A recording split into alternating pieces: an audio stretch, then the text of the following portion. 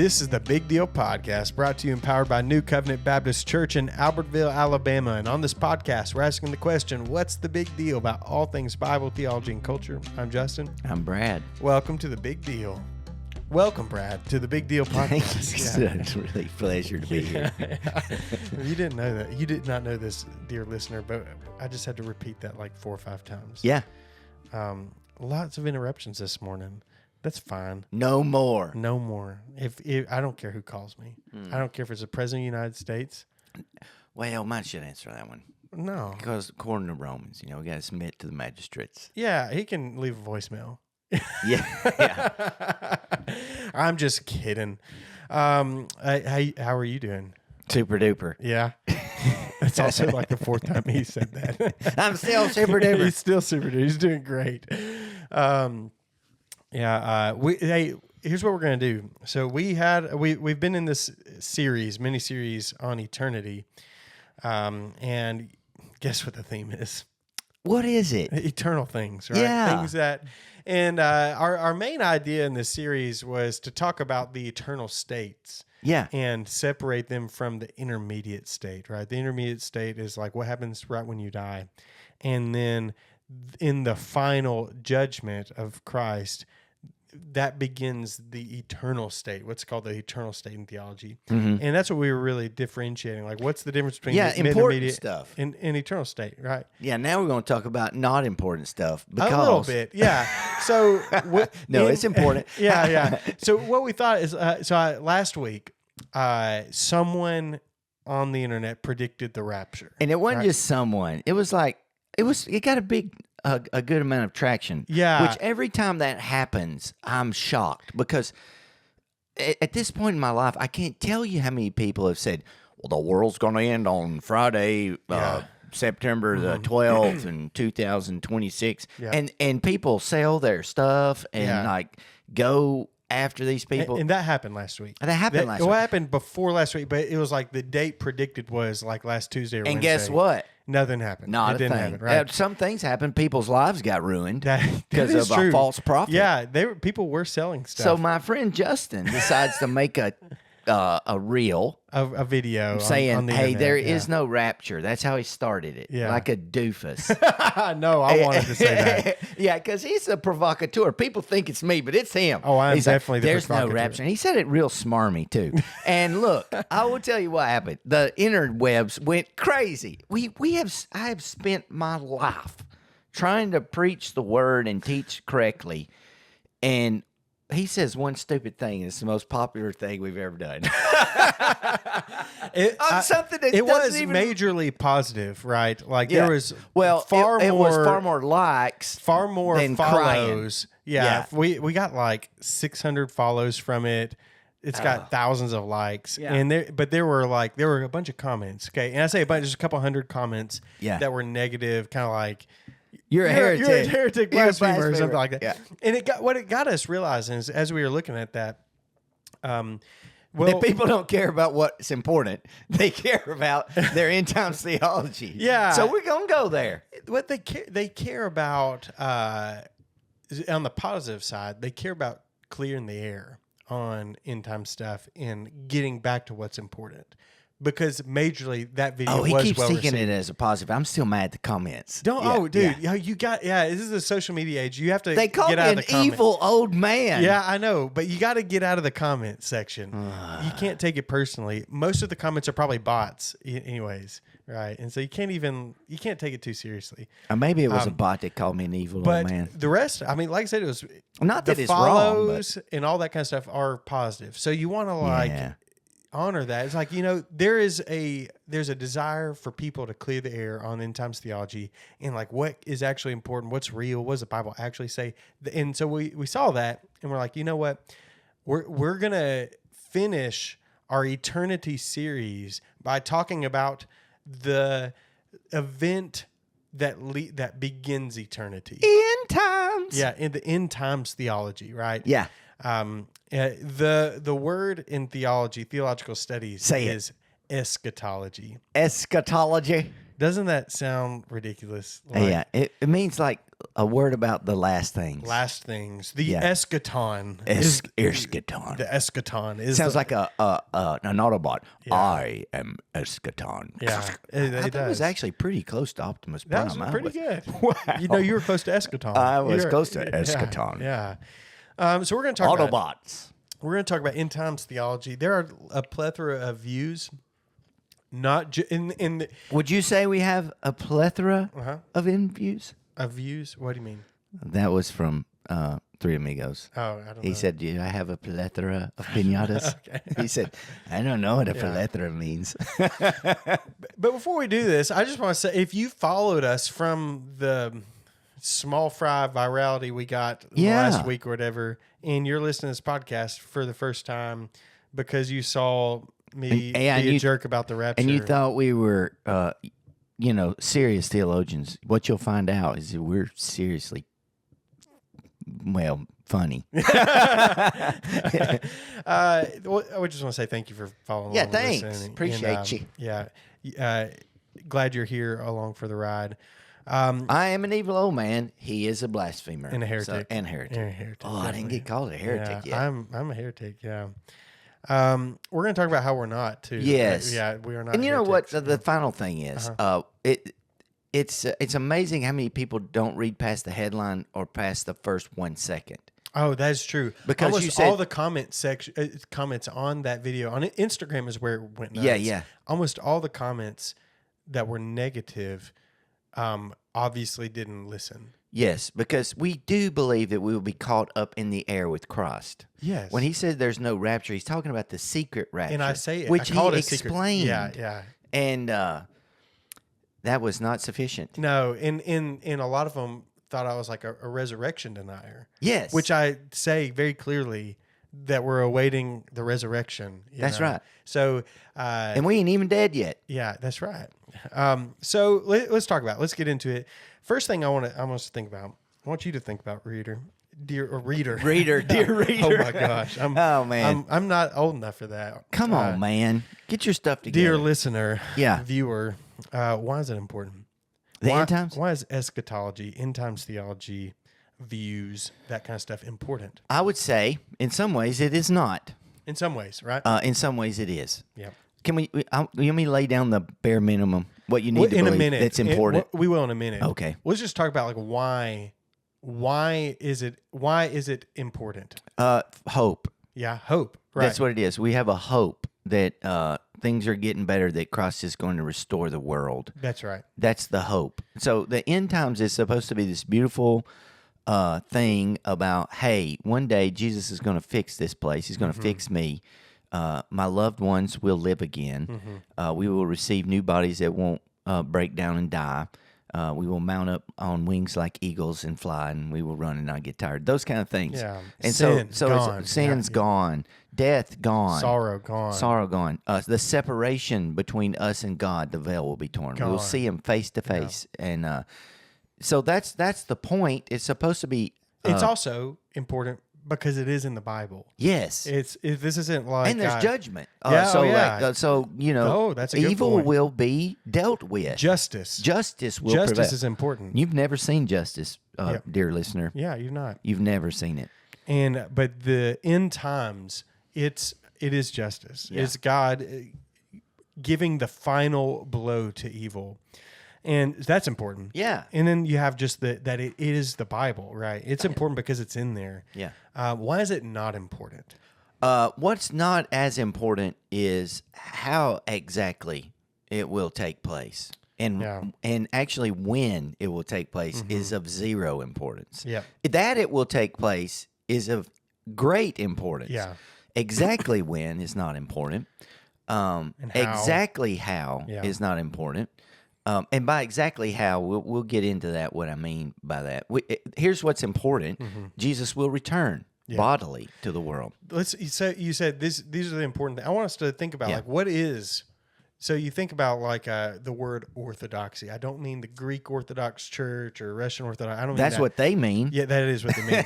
When like the word orthodox is about what is like widely held true among all Christians. Christians, you know. That's what we mean by orthodoxy. Through space and time. Yeah, that's right. So what are it's the essentials, you could say. Yes. The absolute essentials Of end time theology. Yeah, What is the absolute essential? Yeah. That Jesus Christ is bodily returning from heaven. He's coming back. Yeah. He is bringing the dead in Christ with him. Those who are still here will meet him in the air. The dead will be raised, and there will be a judgment. Yeah. Okay, so even meeting in the air exactly isn't even on the list. It says that we will be caught up with him. There's a thing. He is coming down, and we are going to meet with him. Yeah.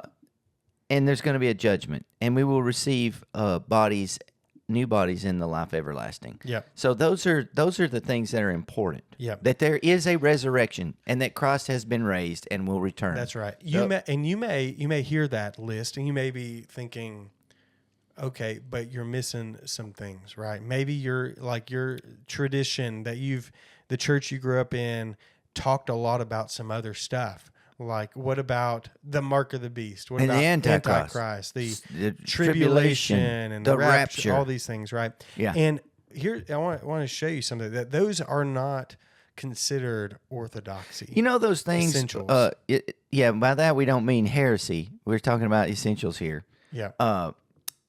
It's I don't know what I was going to say. You got me confused with that essentiality stuff. Well, that's what is essential, right? Yeah. And so you can think about, like, here's what's in the Apostles' Creed, for example, right? Or the Nicene Creed. We'll do both of them, right? Yeah. What's in the Apostles' Creed? Jesus Christ, the last line of the second block, right? From there he will come to judge the living and the dead. Mm-hmm.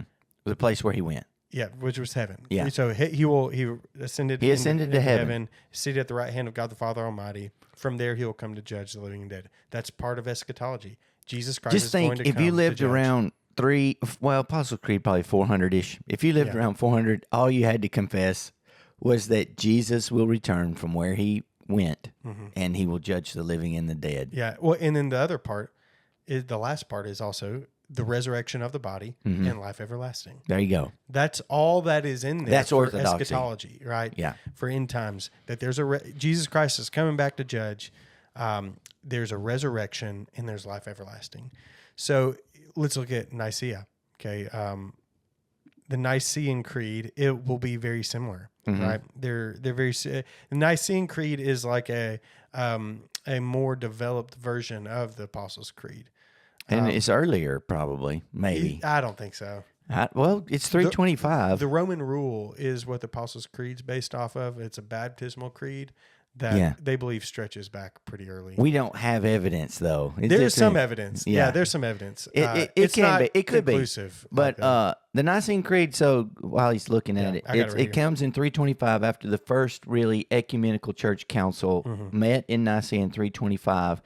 Mostly they were there to celebrate the fact they weren't being persecuted anymore, until this jerk named Arius shows up and starts saying that Jesus was a created being, and then it all went nuts. So at the end of that council, they made a creed that would be a unifying creed for all of Christendom, all of Christianity, so that the emperor and everybody could know what Christians actually believed. Yeah, it's just doctrine, right? Yeah. Here's what it says about end times. It says, he will come again in glory to judge the living and the dead, and his kingdom will have no end. So we got a couple additions, in glory and his kingdom will have no end. And then later on, you get the similar thing that happens in the Apostles' Creed. And I look forward to the resurrection of the dead in the life of the world to come. Right. And so very similar, right? That's the creedal statements from the early church about end times. So the beauty of the Council of Nicaea is me and a Roman Catholic and a Greek Orthodox and a Russian Orthodox and a Methodist. We could all hold hands around the table and say it together, and we would be like, "That's right. Oh, we're all friends." And they would say, "What do you think happens at baptism?" And then we start shooting each other. Well, now think about what is the differences? Like, are there Baptist distinctions on end times that are different than Catholic or Methodist or Presbyterian? Well, Yes and no. Let's read. Yeah. Go ahead. But go ahead. Yeah. So, Do you have something? Oh man, I'm trying to say this without getting too deep in the woods, but the Baptist is pretty divergent. And I don't mean what is out there. Yeah. I mean what is confessionally required. Like what's in the confessions is what I mean. Because no, the views are spread out. No, right? Baptist confessions historically Yeah. have basically just said what Nicaea says. Yeah, so this is our confession, the New Hampshire. It says, we believe that the end of the world is approaching, that at the last day Christ will descend from heaven and raise the dead from the grave to final retribution, that a solemn separation will then take place, that the wicked will be adjudged to endless punishment and the righteous to endless joy, and that this judgment will fix forever the final state of men in heaven or hell on principles of righteousness. This is 1689. Yeah, no, well, the one he just read was the New Hampshire Confession of 18. What is it? It's like 1853. 1853. Yeah. I don't know what the. It'll be a probably condensed version of what's in there. Yeah. You know, in the 1689. And that will also mimic Westminster Confession of Faith, which is the Presbyterian confession. What you got?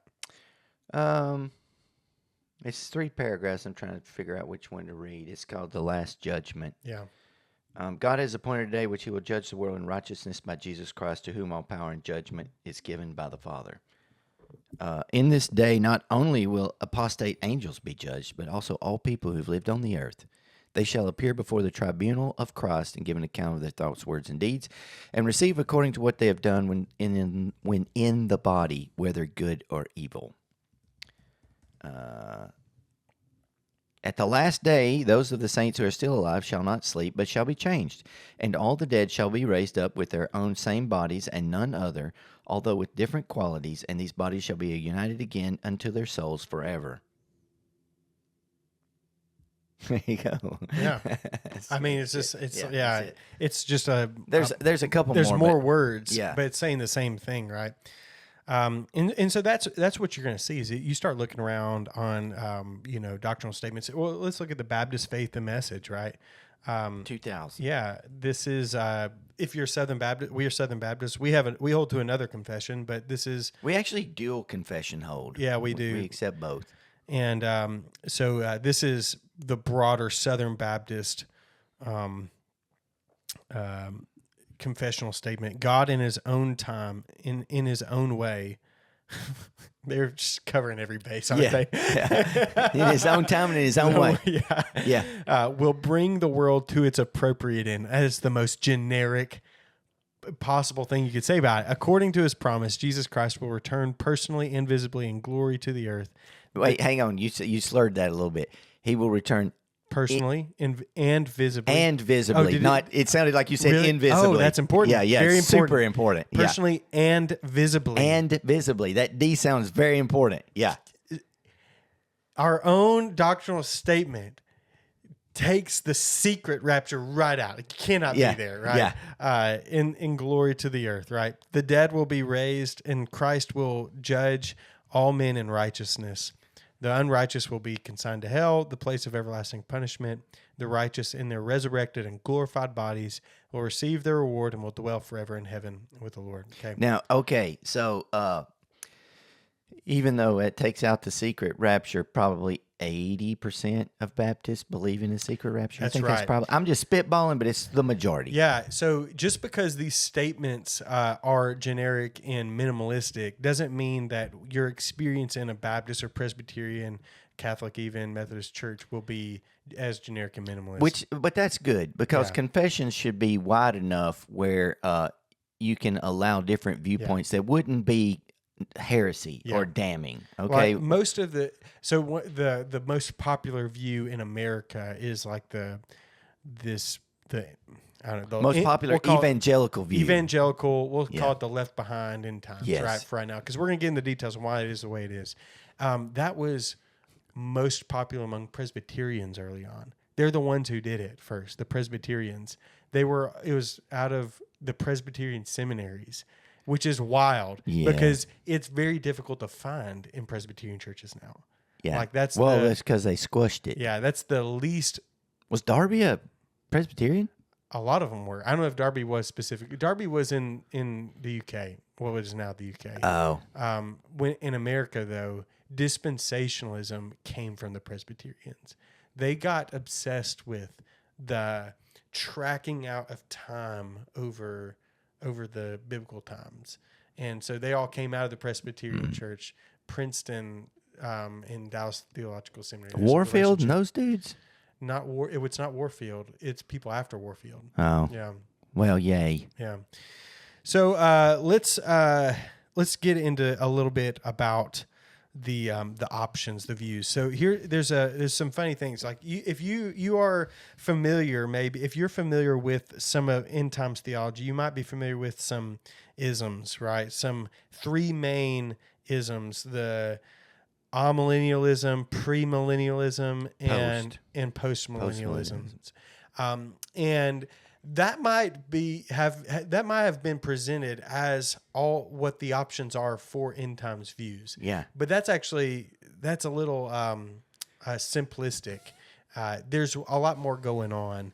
Those are just views about how to treat one piece of the end times pie, which is the millennium. That's just one piece of it. There are other which issues. is mentioned once in Revelation 20. But of course, you got to say it once in the Bible. We can take it serious. That's right. That's right. And people are. I mean, we want to know. We're excited about it. Yeah. Right. And people want to know. I hope you're excited about it. Yeah, I'm excited about it. Yeah. I would like to know how this ends up. Yeah. Right. Yeah. So what we want to say is there are some actual higher up issues outside of amillennialism, postmillennialism, premillennialism that affect your views on the end times. Yeah. And the highest up issue is actually how you read the Bible. Yeah. Right? Let me say it like this. Yeah. So whoever you are out there listening, we love you so much.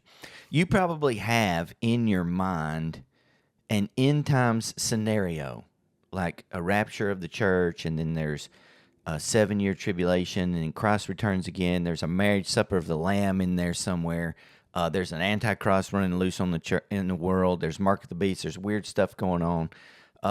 You may have that in your head, or something else. Mm-hmm. But I will say it like this, and I don't mean this as an insult, and it may not be true for you, but it's true for a lot of people. You're kind of like when your parents took you to vacation to Panama City, and that's like a 9-hour drive from here, 10. And when I was a kid, what I did was I went in the back seat without a seatbelt and laid down and went to sleep and would wake up in Panama City. Mm-hmm. And so Panama City is, in my metaphor, the end times. So what's happened is you have woken up in your end time scenario without much of a clue of how you got there, because Mom and Daddy was driving a car.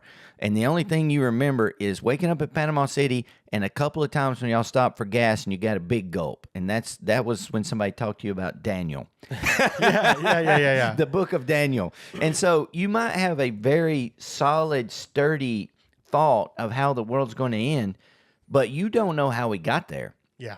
And this is it. How you read the Bible, understand Israel, do hermeneutics, is how you're going to get there. It's sort of like what is hermeneutics? How you read a book. Yeah, how you read a book. It's like the science of reading. Science of reading. It's Yeah. not as easy if you think, and if Yeah. you think it's easy, go take the ACT reading portion. It's how of the you exam. determine Yeah. meaning and context. And how well you remember. Yeah, So, yeah. like, if you go Comprehension.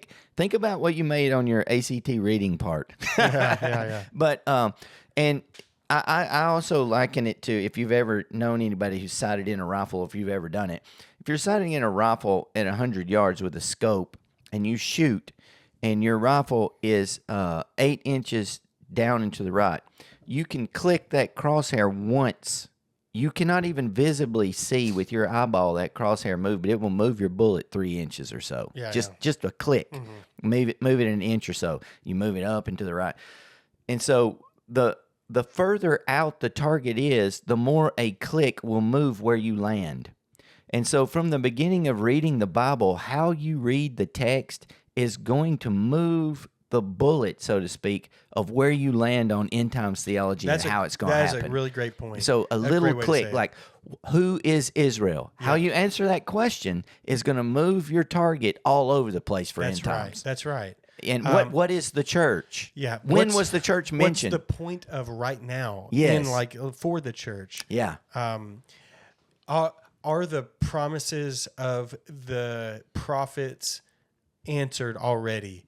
Right. And so how you answer those questions greatly affect your end times views, what you believe about the end times. And so the high level issue is there's two words, and there's two basic places you can land, and it's a bit of a spectrum. There's some land in between, and it's covenantalism. So Covenantalism and dispensationalism. Yes. And I know those are. We don't make the words. See, now if you have an end time scenario in your head, and you don't know what those two words mean, you're the person who woke up in Panama City. That's right. You don't. You don't realize that how you understand those two words is greatly affecting your understanding of the end time scenario. That's right. Covenantalism and dispensationalism, and there's a little bit of spectrum in the middle where basically theologians who are covenantalists and dispensationalists have compromised a couple of their positions with each other, and they call it progressive dispensationalism and progressive covenantalism. Yeah. And that's not like progressive like a So liberal. what it is those guys are ones who see, if you're a ardent covenantalist or an ardent dispensationalist, which I don't even know what that second one means anymore. There are very few. Yeah. It means that you are aware of the uncomfortable, maybe inconsistencies in your view, and you're trying to fix them. Yeah.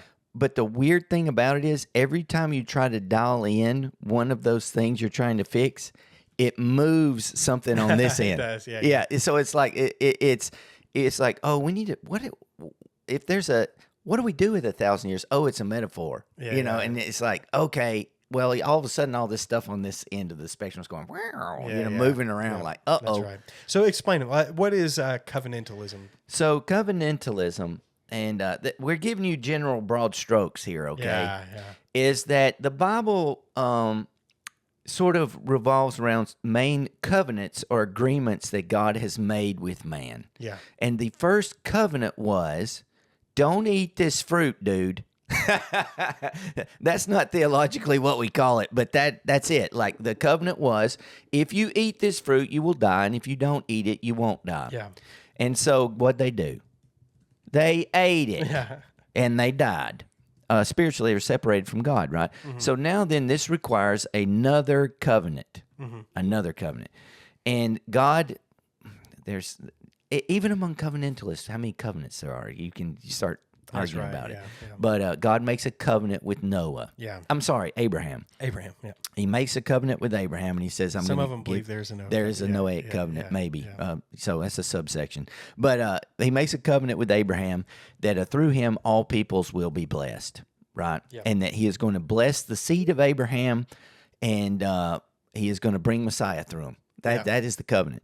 And then there's a covenant with Moses, which is the biggie. Yeah. Right? Yeah, the Mosaic covenant. The Mosaic covenant, or what you might call the Old Testament. Yeah. That's what Testament is. That is what Testament means. It means covenant. Yeah. So the Old Covenant that God gave to his people on Sinai with the 10 Commandments and all the other commandments you read in there. The covenant God makes with Israel, right? That is the big covenant. That has to go away. Yeah. Because it's only meant to keep Israel straight until Messiah can come.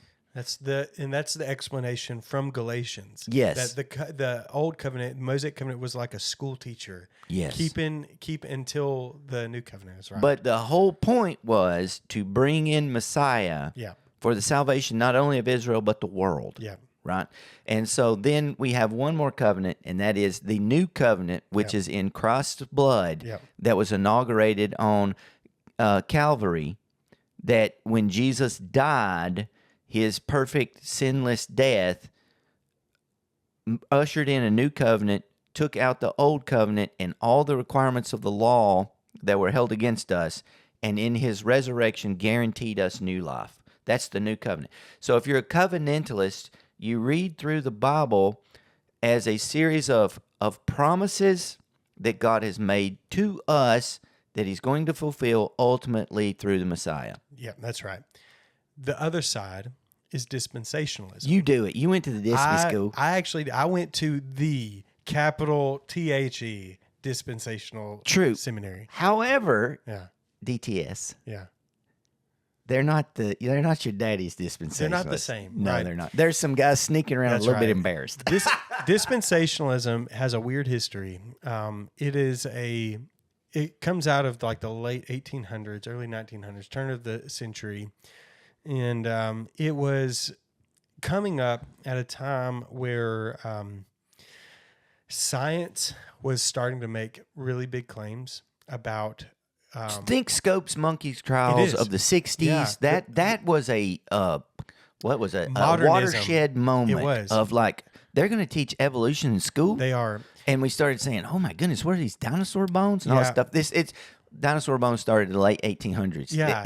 What's crazy is is huge archaeological shift that takes place in the late 1800s into the turn of the century that is resetting people's standards of how they think this earth came about in science and structure. Now, we had talked about this as a church for millennia. Yeah, that's true. But it wasn't a big deal because there was nobody offering an alternate religion to it. It was just like, Augustine, whatever, was like, yeah, maybe it was made in an instant. It could be really old. Yeah. But now there is a new religion being offered. Yes. Called naturalism. Naturalism. That's right. It's not just evolution. Yeah. It is, what do you do with evolution? And it is there is no God. There is no God. There's no spiritual realm. Yeah. It can all be explained through science. I'm not a man of religion. I am a man of science. Get that corn out of my face. These are the Lord's sheep. Yeah. Oh man, what a great movie! And so this is the cultural setting, and the church's response in what is becoming like what's called evangelicalism. This is like evangelical, you might call them today. It's like a lot of the denominational groups in America. Yeah, there was an absolute church freak out over this. There was. Their response is, we have structure too. We have explanations too. We have structure too. The Bible is a map. You think science is a map, the Bible is also a map. Yeah. And there's a roadmap for understanding exactly how everything works in the Bible. There was a massive mistake made, in my opinion. Okay, good. It was the undercutting of the general or natural revelation. People got afraid of science. They did. There's a set of books that came out called the Fundamentals. Yeah. You remember that? Yeah, the Evangelical Fundamentals. Yeah, which I agree with most of the stuff in the Fundamentals. That's right. Yeah. The critical mistake, though, is no more. We're not dealing with natural revelation like that. Yeah, that's the problem. Yeah. It's a massive problem because, they were digging up dinosaur bones, like where'd these come from? And they start doing radiocarbon dating, and we find these weird skulls of dudes out in Africa. The missing link Neanderthals. And issue. What was her name? Lucy. Lucy. Which turned out to be kind of a fraud. Yeah. But if you don't know about that. Is that right? Is that they kind of cobbled it together. But they didn't necessarily do it on purpose. It was just a larger bone bed than they realized. Oh, wow. And so they may have put stuff together that anatomically couldn't because there were a bunch of bones there. How about that? Yeah. The way that Lucy was assembled, as far as I understand, like she couldn't walk because of the way they structured her hips and the bone structure and stuff. It's like, we might need to fix this. Yeah. You don't hear about her anymore. She used to be the thing. Now there's a lot more out there. Yeah, now we got hobbits, and you've got Denisovans, how you say that? You've got Neanderthals, which we have both their DNAs. They have these. So there's a lot of. Anyway, we're starting to. I think now we're just now kind of coming to grips with it. But in the '60s, this was, it was everything, and it'd be like aliens coming to Earth. It was like it was huge, and it changed the face of evangelicalism, of like the American church, and the rallying cry became dispensationalism. Dispensationalism was like this way to read the Bible that had the roadmap to understand the beginning to the end and how everything fits together.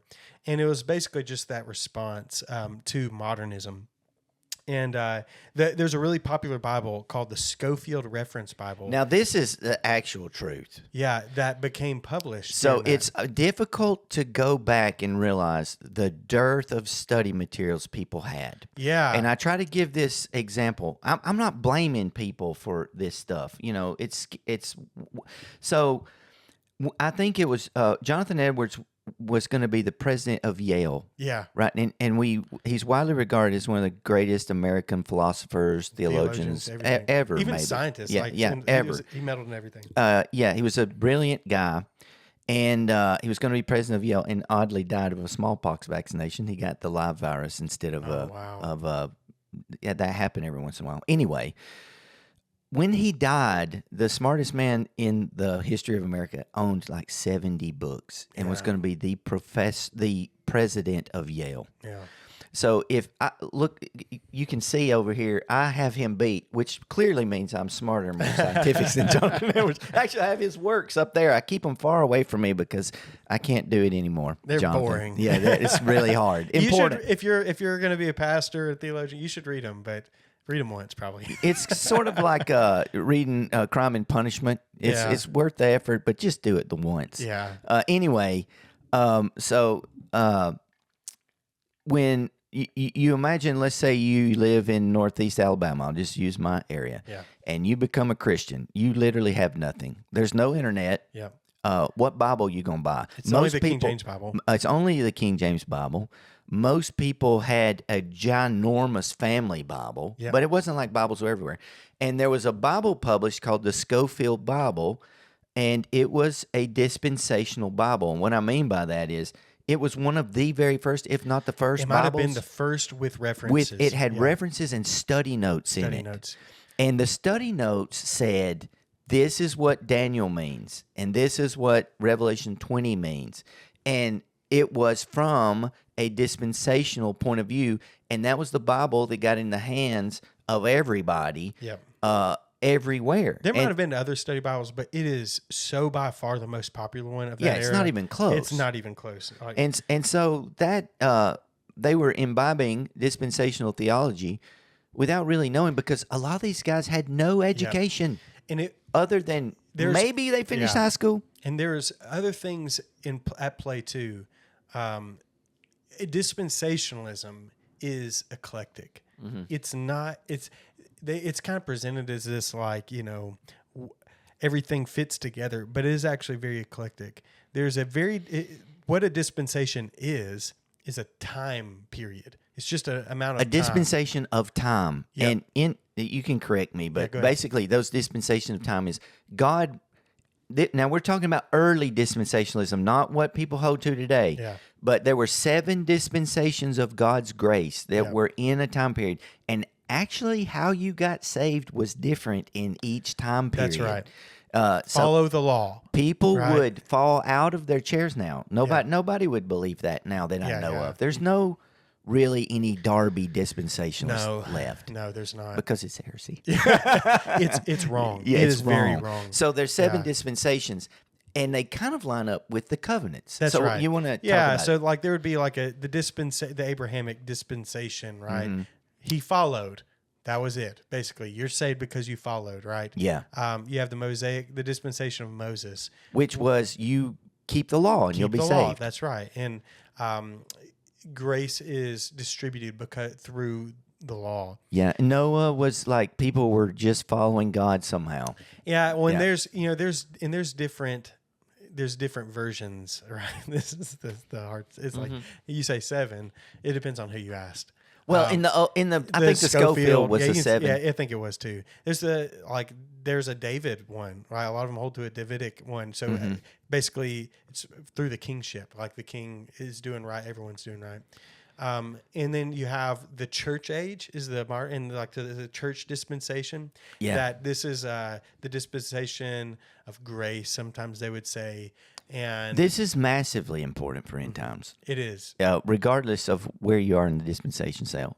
So, if I may, when you read as a dispensationalist, God's people, his heart is always on the children of Abraham and the covenant that he made with Israel. and those are his chosen people and always will be forever and ever.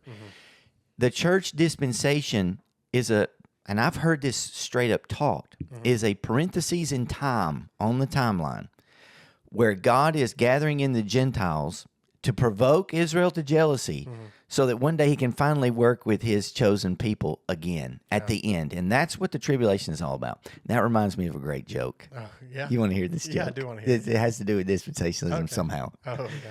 So farmers are notoriously stubborn people. Okay. And we grew cotton here forever in Alabama. And I had a great uncle who was a cotton farmer. Yeah.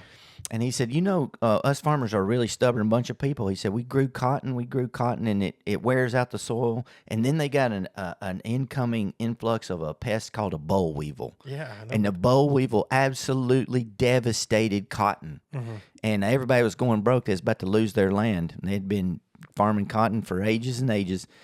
And the agricultural government man came around and he said, listen, Alabama, y'all need to quit growing this cotton. Y'all need to start growing soybean.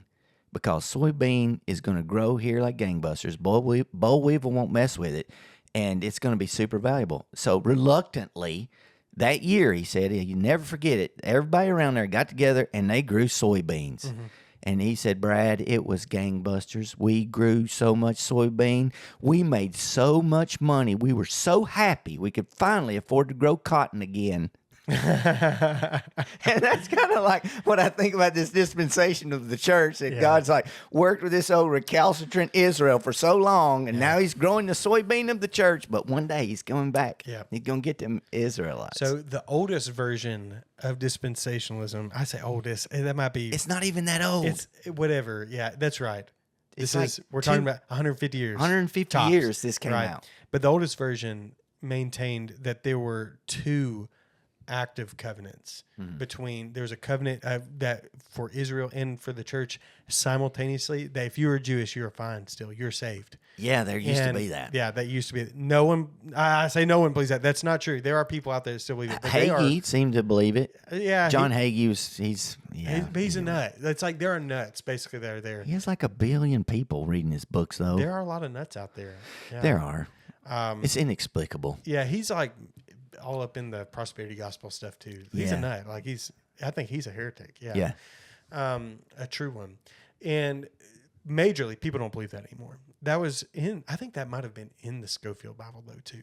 Maybe. But it's something that was refuted. When God is saving people through dispensations of grace, they would just say God never revoked this dispensation of law for the Israelites. That's right, for the Jews. They're still being. But it's so dumb. Well, we can tell where you land on it. I just mean there's no more temple. How do you say that they're still under this covenant? There's so many problems, and that's why you don't have these guys anymore. That's right. Yeah, there was big problems, and it went away. It was revised, and there was this thing called revised dispensationalism. Yeah, and there are a lot of that. There's a lot of that still going around, and it was Charles Ryrie was the guy who wrote the book on that. Yeah, he was the DTS guy. He was all of my teacher's teacher. Yeah, when I was there, and. Now they're all like all progressive dispensationalism, and that they have like this funny thing. I read the book a long time ago. I've got a book over here called "The Case for Progressive Dispensationalism" by Saucy. Oh, Saucy, yeah.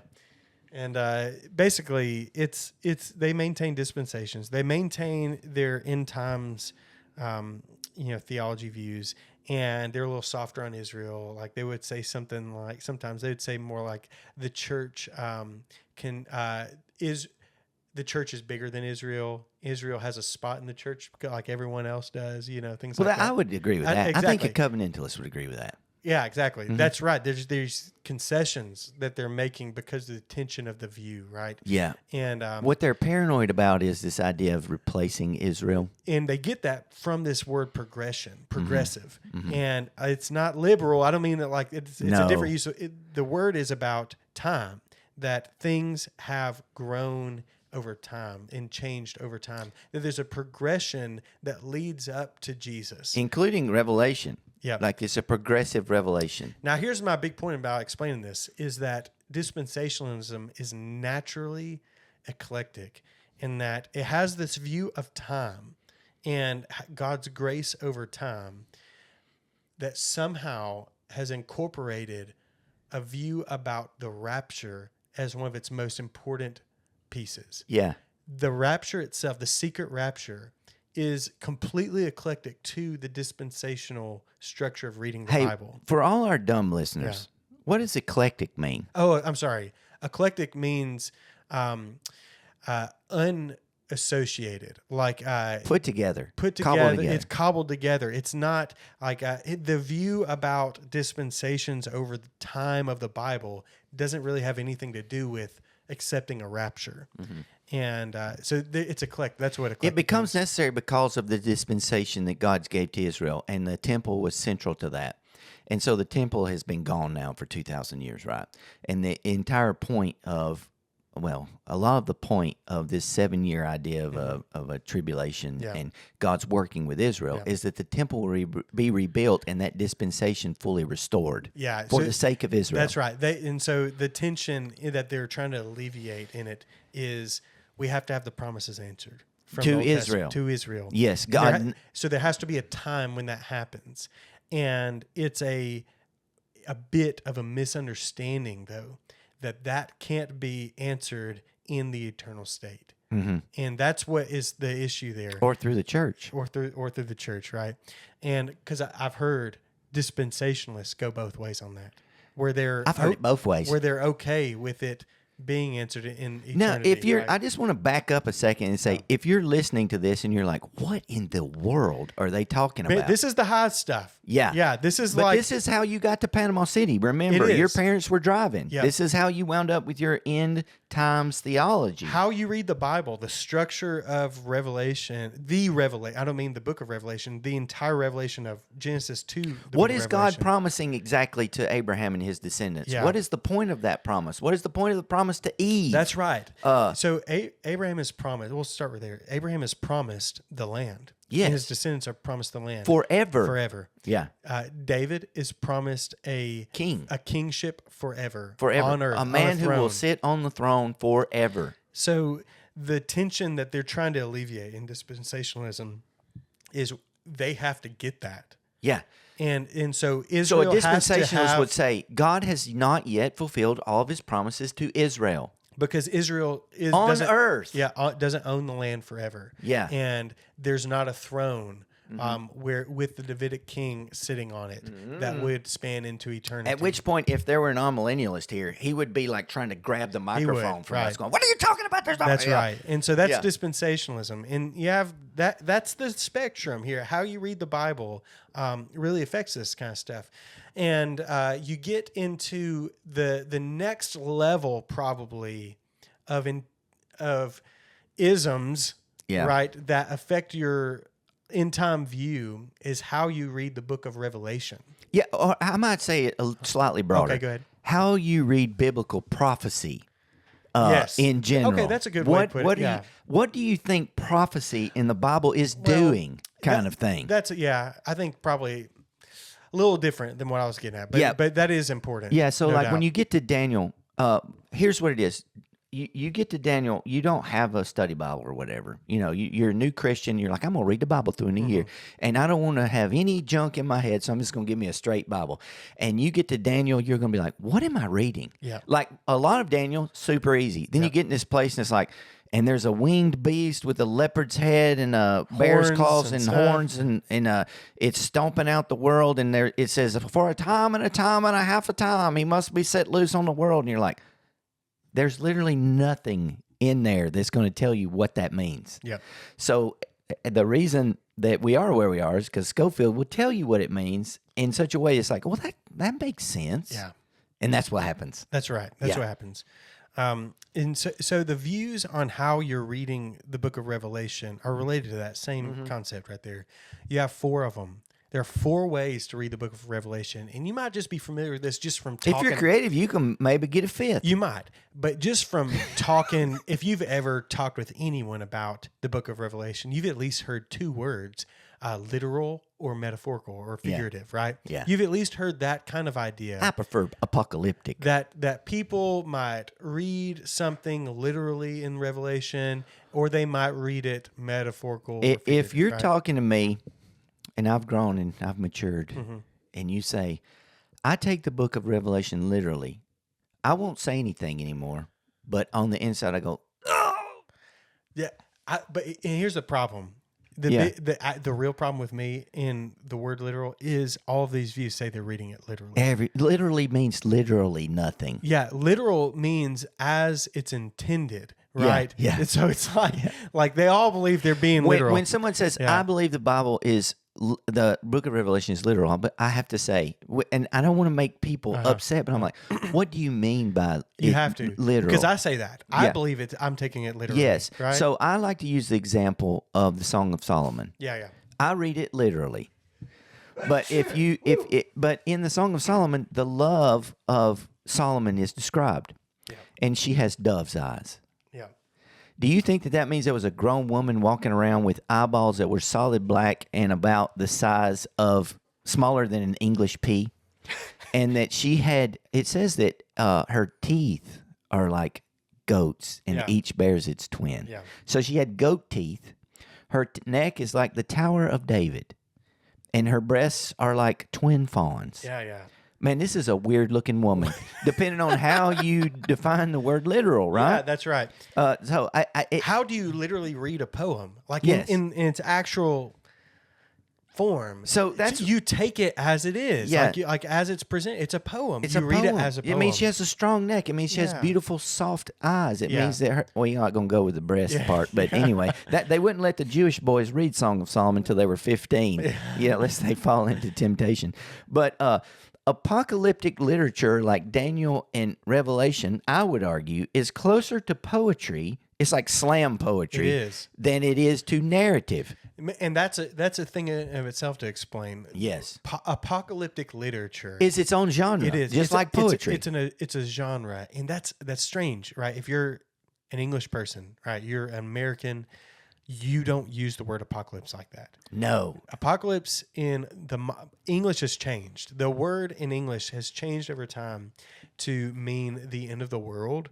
Yeah. It does not mean that in the scriptures. And in biblical studies, it means revelation. It means to reveal something. Mm-hmm. So it's called the Apocalypse of John. That is what Revelation is. Revelation means apocalypse. Man, one of the best uses of the word apocalypse, and you should not watch this movie if you can't handle gore and horror.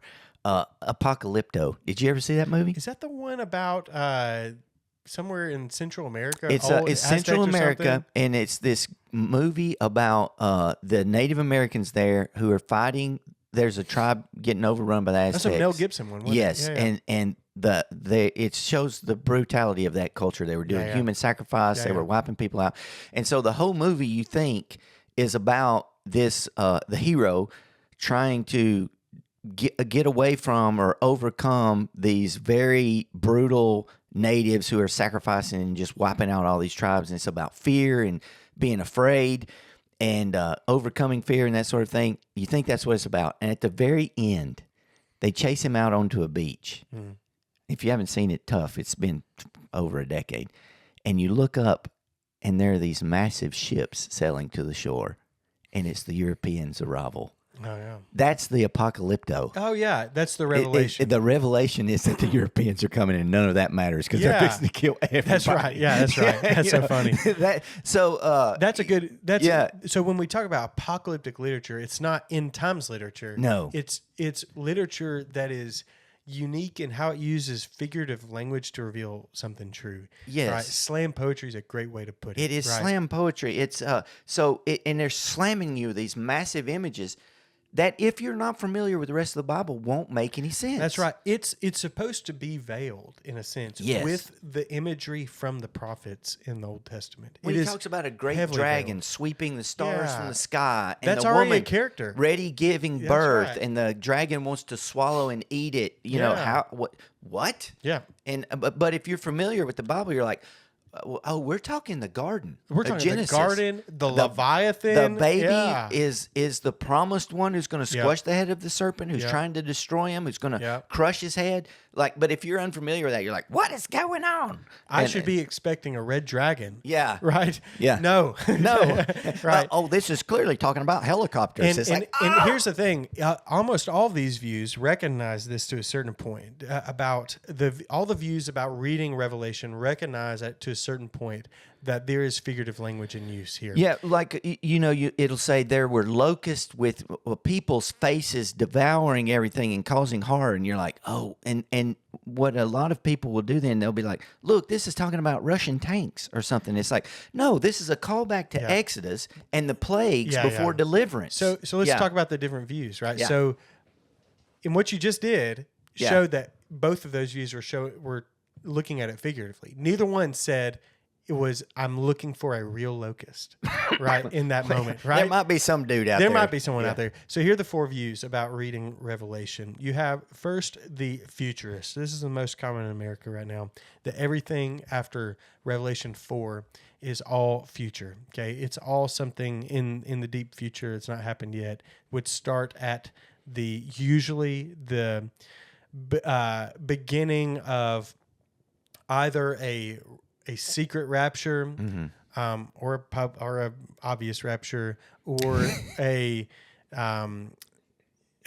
the beginning of like a specific tribulation period. Right? We should probably define secret rapture. We have. Did we? On this show? I think we've already done it. I don't know. Secret rapture is Jesus comes and gets to the church, and everybody else that's left behind don't really know what happened. It's left behind. Yeah. Oh, did we? Maybe we did. You didn't say that. You said it's like Left Behind, but that's getting to be a dated reference. Yeah, that's right. Because Yeah, you're yeah. getting old. Sorry, That's man. right, yeah. So a secret rapture is the idea that Jesus is going to come back, grab the church off the world.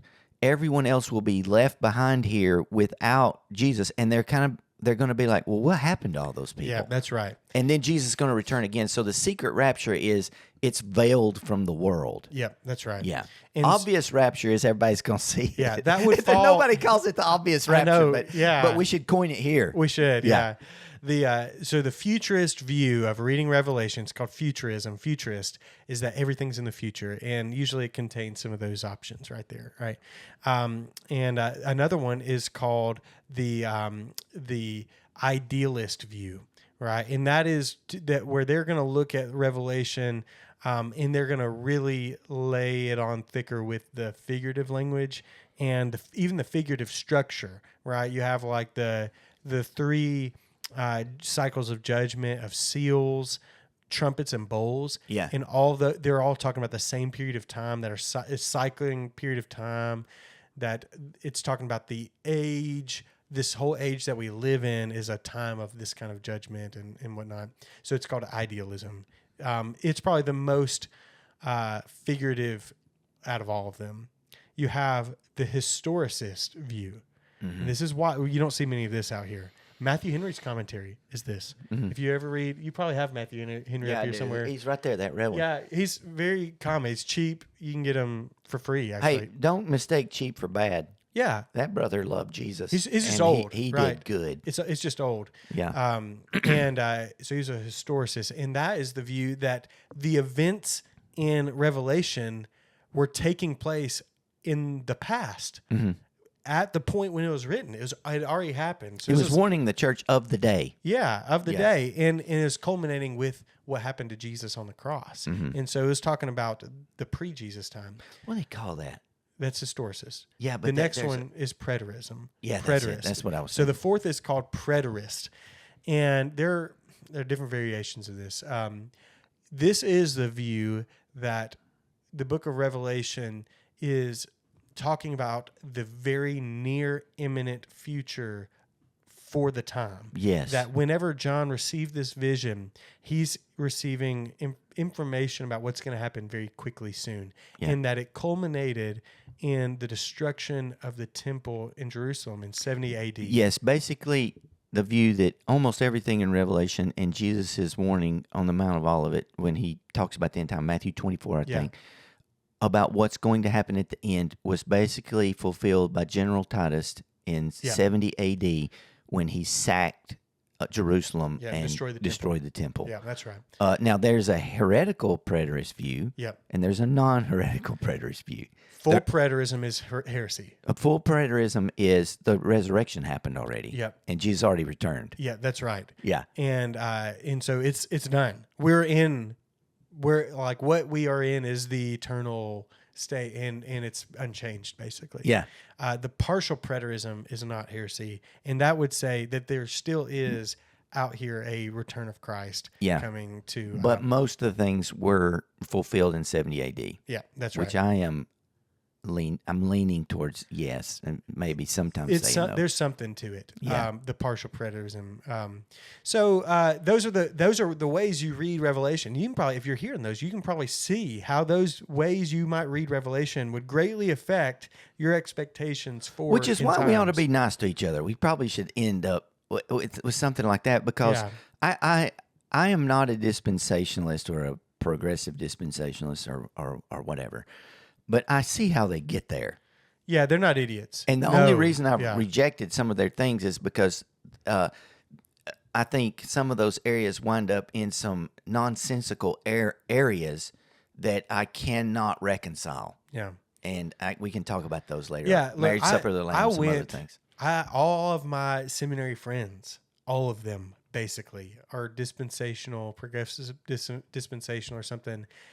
Oh man, if one of my professors hears this podcast, they're gonna be so disappointed. I'm gonna get an email and be like, and I love those people. I love them so much. I don't know. They might comment on it. They might. Yeah. Well, I hope they do. We love you. Yeah, I love you, Dr. Spiegel. Come after me, Dr. Adair. I love you. You are brilliant people, very smart people. You're not. I know where you got it. But he talks about you when we're not on here. He says, yeah, they're so dumb. No, I do not. I do not. Ever. I would never. It's fair. It's a fair reading. I always tell people I'm like 60% sure I'm right on this one. Yeah. Like these are all these views pretty much are fair. They're not like unfair. They're not ridiculous. No, look, there if are I'm pieces outside, that are ridiculous that those same professors I was just talking about would also say are ridiculous. Yeah, it's like we don't know what to do with this. Yeah. But I will tell you, if I'm outside and I hear whatever the trumpet of God sounds like, Jesus is like, come on, we got to get out of here. It's a secret. I'm going to be like, okay, I messed that up. Yeah, I'll just go, man. so you might think about this in terms of like percentage. Like how confident are you on your end times view in terms of percentage? You answer that. Like, what would you say? And because we're going to near the end of this episode today, and we're going to go into the actual views next time. I mean, when you think you're right, you think you're right. You know. So there's that. But I could be wrong. Yeah. There's some places where it gets a little iffy. Like some days I lean more towards amillennialism. Mm-hmm. But, man, it's pretty specific in Revelation 20 about 1,000-year reign. And the idea that Jesus is going to reign on the earth for 1,000 years is ancient. Yeah. A lot of the early church fathers held to it, and they argued with each other about it, actually. Origen, Augustine held to both. At early on, he was, how do you say it, Chiliast? Yeah, I know what you're talking about. It's CHILIAIST or something. Yeah. And it means you believed in a literal 1,000-year reign of Jesus from Jerusalem on this earth. Mm-hmm. And it's as old as Irenaeus, as old as Justin Martyr. That's super old, guys. Old. That's 300. Yeah, no, that doesn't include secret rapture. No. Or 7-year tribulation. Those guys believed that Jesus was going to come back. Yep. There was going to be a resurrection of the dead. Yep. And then they would have a 1,000-year reign on earth, and at the end of it, there would be a great judgment. But there was no like 7-year tribulation stuff. Although Irenaeus talks about 3.5 years of the antichrist. I want your percentages, Brad. Give me your percentages. It's 50-50. You're 50-50 on what? What are your 50s? Whether or not the 1,000-year reign is literal or figurative. So you would be 50% amillennial. I am a 90% covenantalist. Okay. Maybe more. I'm trying to be nice.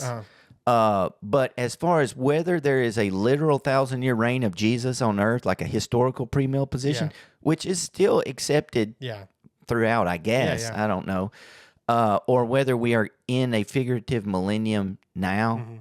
It depends on who's aggravated me that day. Okay. Like so you're I 50-50 bounce on around on that. amillennial and historic premillennialism. Yes, I am 2% on Yeah. postmillennial. Did we explain No. the millennial views? No. Oh, well, I'm We'll do sorry. that I'm next sure time. I did that. We'll at least give you the options real quick before so you can understand what we're saying. The next level down of like views after how you read Revelation pertain to the millennium. Yes. Amillennial, premillennial, and there's dispensational premillennial and historic premillennial. That's what Brad was talking about. Yeah. And then postmillennial. Yeah. And amillennial is there is no 1,000-year reign. Well, what they mean literal is 1,000. not a literal. That's what I mean. Yeah, we're in the millennium. Yeah, you're in the millennium now, and you're also in the tribulation now. Yes. And then the the dispensational premillennial is left behind essentially. Yeah, you get raptured. The church gets raptured out. There's a 7-year period of intense tribulation, at which time, at the end of it, Jesus will return again, and then the 1,000-year reign happens. And there's a couple views within that. Oh, and there's more than a couple.